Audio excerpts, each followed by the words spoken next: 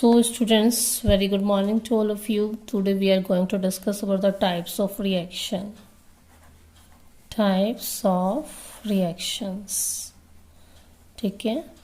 And in types of reaction, first of all, we are going to discuss about the combination reaction. Combination reaction. ठीक है. As the name suggests, combination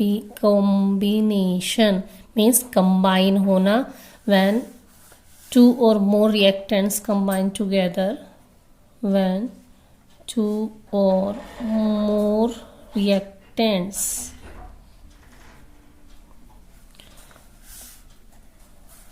combines and form the single product.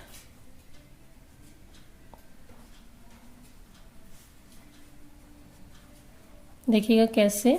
Suppose करो आपका calcium plus oxygen. Here we have two reactants calcium and oxygen and form a single product calcium oxide. Means reactants दो या दो से ज़्यादा हैं और product आपका एक ही रहेगा. Then this type of reaction is known as combination reaction. Next, जैसे H2 plus O2, H2O, nitrogen plus hydrogen, ammonia, all these are the examples of combination reaction. Next is decomposition reaction. Decomposition is reverse of combination. यहाँ पे क्या हुआ था कि product एक था, यहाँ पे रिएक्टेंट एक रहेगा और प्रोडक्ट दो या दो से ज़्यादा रहेंगे. कॉम्बिनेशन रिएक्शन, इसमें क्या होगा, वरना सिंगल मतलब रिएक्टेंट सिंगल रहने वाला है.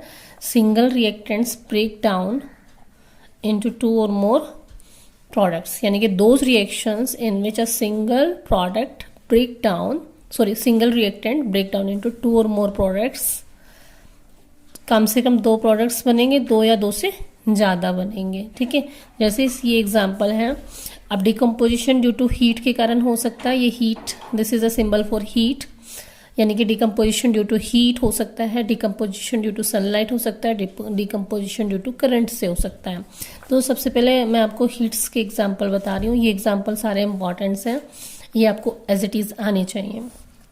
देखिएगा, FeSO4 आपका ग्रीन कलर का होता है. जब आप उसको हीट करेंगे तो ये रेडिश ब्राउन कलर का Fe2O3 बनेगा और ये आपकी गैस रिलीज हो जाएंगी SO2 एंड SO3, और इसमें से बर्निंग स्मेल ऑफ सल्फर आएगा. जैसे प्लास्टिक को बर्न करने में स्मेल आती है, वैसे ही स्मेल आपके यहाँ पर इनसे आएगी, SO2 और SO3 की. नेक्स्ट इज, सपोज करो हम लेड नाइट्रेट को हीट करेंगे. लेड नाइट्रेट इज PbNO3 का twice. This is the symbol for heat and we will obtain lead oxide and NO2 gas and oxygen gas.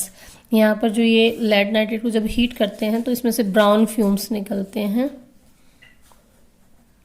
तो यहाँ पे जो क्वेश्चंस आते हैं, कुछ लॉजिकल क्वेश्चंस आते हैं जिसमें सिर्फ एक ही ट्रिक होती है. वो ट्रिक इन्हीं से कुछ जाने पहचाने ट्रिक्स होती है. ठीक है, तो वहाँ यहाँ क्वेश्चन सीधा ऐसा नहीं आता right the example of decomposition या डिफाइन डिकम्पोजिशन रिएक्शन. यहाँ स्टैंडर्ड्स थोड़ा बढ़ जाता है हमारे क्वेश्चंस का. जैसे आएगा question, what happens when we heat the FeSO4. या फिर एक कंपाउंड है पेल ग्रीन कलर का है, उसको हीट करते हैं तो रेडिश ब्राउन कलर का कंपाउंड बनता है, उसमें से बर्निंग स्मेल आती है. तो क्वेश्चन इस तरीके से आता है, ना कि डिफाइन डिकम्पोजिशन रिएक्शन. ठीक है, तो जो क्वेश्चन जिस तरीके से आता है वैसा ही बता रही हूँ मैं बेटा. तो यहाँ पे ये लेड नाइट्रेट को हीट करने वाला एग्जांपल मोस्ट इंपॉर्टेंट है. अगेन नेक्स्ट है कैल्शियम कार्बोनेट को हीट करना. जब आप कैल्शियम कार्बोनेट को हीट करते हैं तो कैल्शियम ऑक्साइड मिलता है और CO2 रिलीज हो जाती है. ठीक है, ये तीन एग्जाम्पल्स थे जो हमारे हीट के कारण डिकम्पोजिशन हो रहा था. नेक्स्ट एग्जाम्पल है वाटर का. वाटर में अगर हम करंट पास करेंगे तो it will break down N2 H2 and O2. ठीक है, इसको आप बैलेंस कर लेंगे इस तरीके से. तो ये क्वेश्चन है डिकम्पोजिशन ड्यू टू करंट का. नेक्स्ट है decomposition due to sunlight. Sunlight में हमारे पास दो एग्जांपल है, AgCl और AgBr का.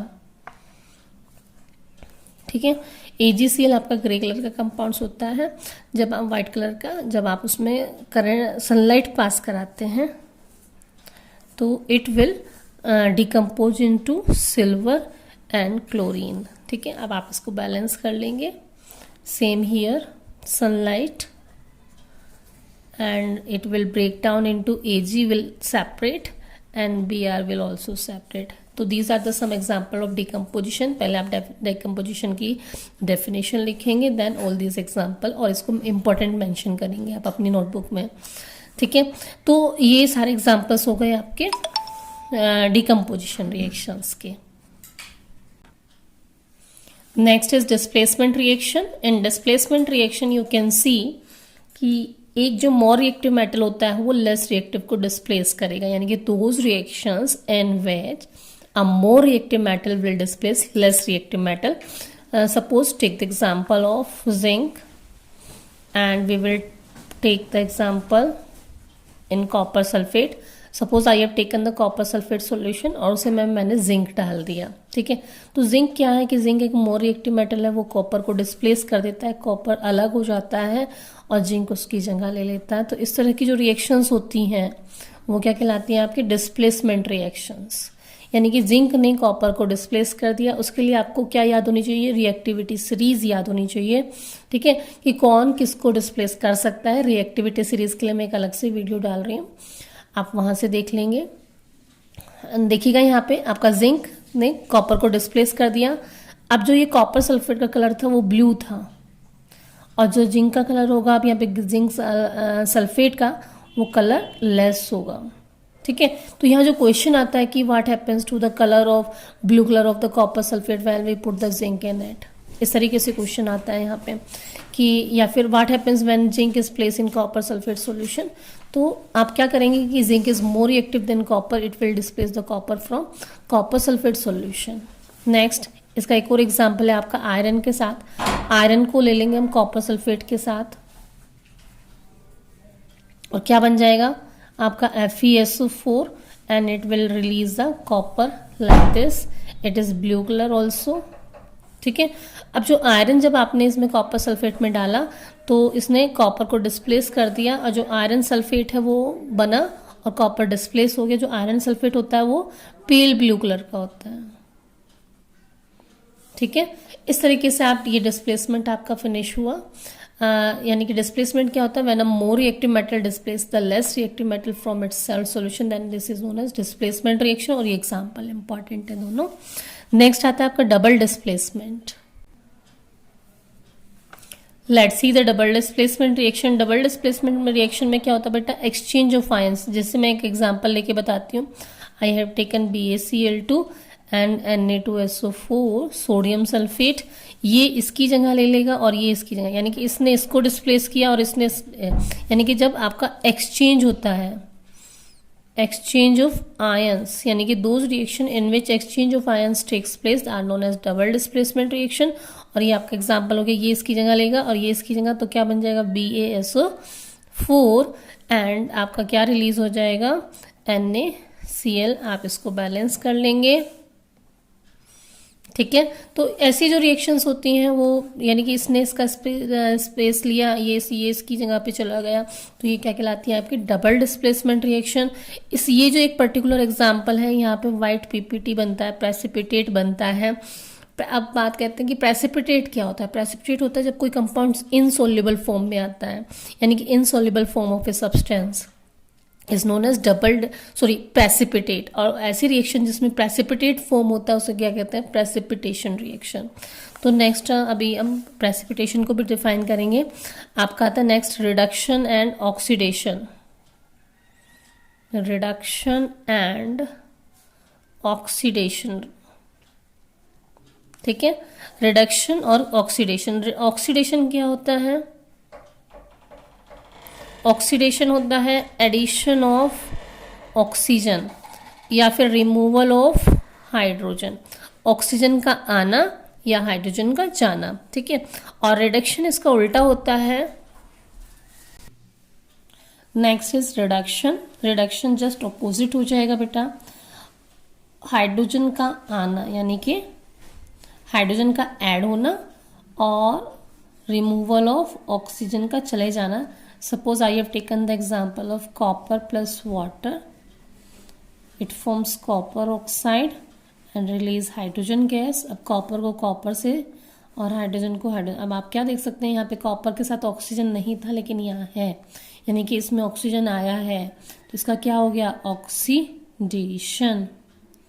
ठीक है, और ये क्या हो गया है आपका, यहाँ ऑक्सीजन था लेकिन यहाँ से ऑक्सीजन चला गया है, ऑक्सीजन का जाना क्या हो गया, रिडक्शन, यानी कि इसका क्या हुआ है, रिडक्शन।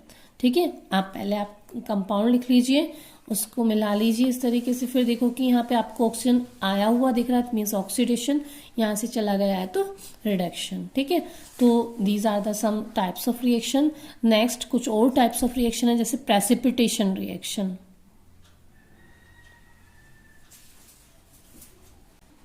प्रेसिपिटेशन रिएक्शन क्या होता है, जिसमें इनसोल्यूबल मतलब यानी कि कोई ऐसा प्रोडक्ट बने जो डिसॉल्व नहीं होता है, सॉलिड फॉर्म में निकल के आता है, यानी कि इनसोल्यूबल सब्सटेंस को हम क्या बोलते हैं, प्रेसिपिटेट बोलते हैं, यानी कि formation of those reaction in which insoluble substance is formed is known as precipitation reaction. जो आपकी डबल डिस्प्लेसमेंट का एग्जाम्पल था ये आपका, वो किसका एग्जाम्पल था, प्रेसिपिटेशन रिएक्शन का एग्जाम्पल था,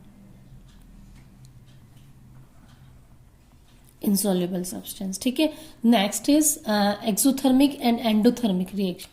लेट्स सी एक्सोथर्मिक रिएक्शन। बेटा एक्सो मीन्स एग्जिट, है ना, ये थर्म वर्ड जब भी आता है तो हीट, यानी कि those reaction in which heat is release. ठीक है, those reactions in which heat is release, heat release अगर हो रही है तो क्या कहलाती है आपकी एक्सोथर्मिक रिएक्शंस। जैसे एसिड को वाटर में डालिए तो हीट रिलीज होती है, यानी कि that reaction is known as exothermic reaction. Next is respiration reaction है। जैसे रेस्पिरेशन क्या होता है, रेस्पिरेशन में C6H12O6 यानी कि ग्लूकोज का क्या हो जाता है, ऑक्सीडेशन, और क्या बन जाता है, C से CO2, H से वाटर, एंड क्या रिलीज होती है, हीट, और ये हीट हमारी बॉडी में एनर्जी की फॉर्म का काम करती है और हमारी बॉडी का टेम्परेचर मेंटेन करती है। ठीक है, तो यानी कि इस रिएक्शन में हीट रिलीज हुआ है, that's why the respiration is known as exothermic reaction. ये क्वेश्चन आता है कि show that respiration is exothermic, या why is respiration exothermic reaction, इस तरीके से। नेक्स्ट है एंडोथर्मिक रिएक्शन, जिसमें हीट देनी पड़ती है। जैसे किसी भी चीज़ को बर्न करेंगे तो हीट रिलीज होती है, यानी कि बर्निंग का जो प्रोसेस हो गया एक्सोथर्मिक हो गया। जैसे फोटोसिंथेसिस है वो एंडोथर्मिक है। फोटोसिंथेसिस में क्या होता है, इस रिएक्शन को उल्टा लिख दीजिए, ये इधर और ये इधर, यानी कि आप प्लांट CO2 लेते हैं, वाटर लेते हैं, सनलाइट और क्लोरोफिल की हेल्प से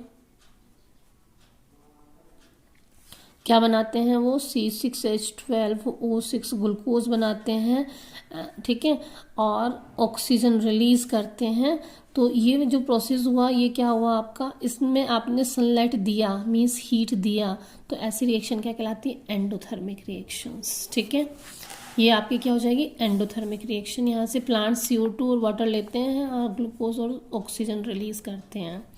next is neutralisation reaction. Neutralisation में क्या होता है, एसिड प्लस बेस। जब एसिड और बेस आपस में रिएक्ट करते हैं, that is known as to form salt and release hydrogen gas, that is known as neutralisation reaction. यानी कि एसिड और बेस का neutralisation, that is known as neutralisation reaction. Those reaction in which acid neutralizes the base या base neutralizes the acid. For example, acid I have taken HCl, ठीक है, and base I have taken NaOH. Now Na और यहाँ का Cl, NaNCl क्या बन जाएगा, NaCl, that is salt, and release hydrogen. यहाँ पे वाटर बना है देखिएगा, तो यहाँ वाटर देख लेंगे, यहाँ से H और यहाँ से OH, वाटर रिलीज हो गया है। ठीक है, यानी कि acid plus base to form salt and water, that is known as neutralisation reaction. तो so students, today we have discuss about the some types of reactions. Okay, चलिए आप इनको आज अच्छे से कीजिएगा। Bye students.